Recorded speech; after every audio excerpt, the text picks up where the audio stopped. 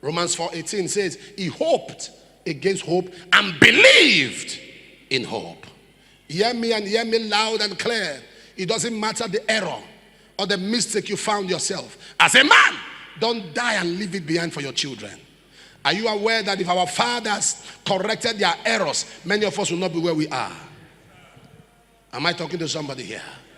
Many fathers left debts, left problems. Fathers, hear me today. Win before you leave. Win before you exit. Win. Leave this world a happy man.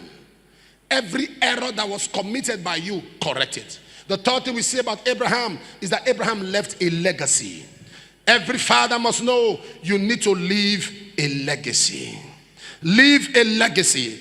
Leave a legacy. Leave a legacy.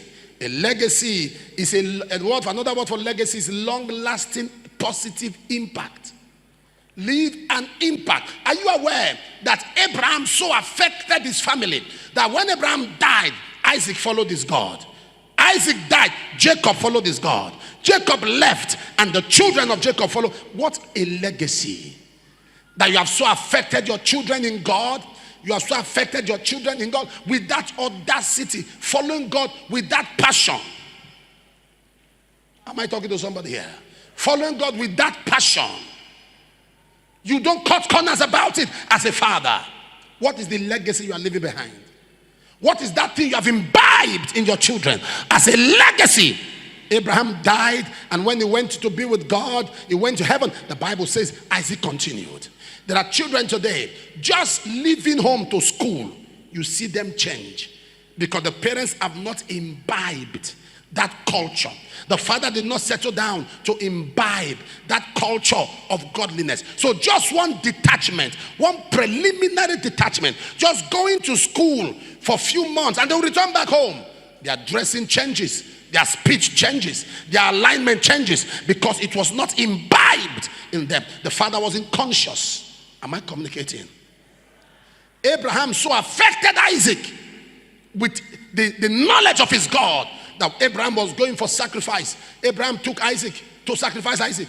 The Bible says Isaac, all he said to Isaac, let's go to Mount Moriah and worship. Let's go to Mount Moriah and worship my God. When they got there, Isaac never saw any ram, never saw any lamb. Isaac said, here is the wood, here is the fire. Where is the lamb? How was he aware that there was a lamb needed for sacrifice? It's because he understood the father's pattern of worshiping his God. I know you, my father. I have followed your pattern of worshiping your God. Anytime you want to worship your God, you carry me along. Anytime you want to worship your God, you carry me there. So I now understand that when there is wood, when there is fire, the next thing, there must be a lamb for the sacrifice. That was the knowledge Isaac had. Knowledge of your God. When you pray, when you study, when you do everything, your children, you must imbibe that culture. There are men that can't even pray with their wives. They like to pray alone, like wizards. They like to say, no, I don't like. No, you must. Because by doing that, you are communicating something to your children. You must constantly do that. Pray with her. Pray with her. Let your children see it, that you are praying with your wife. Let them grow up with that knowledge. It becomes a part of them. I wish I'm talking to somebody right now. Let it be a part of them in their thinking, in their knowing that this man had imbibed a culture.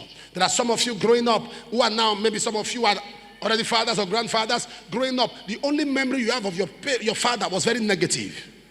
The only memory is him punching your mom. It's quarrels and fight.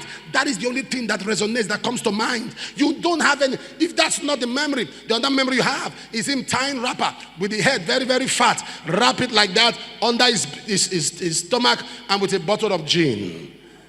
And with a very long chewing stick. That is the image in your head.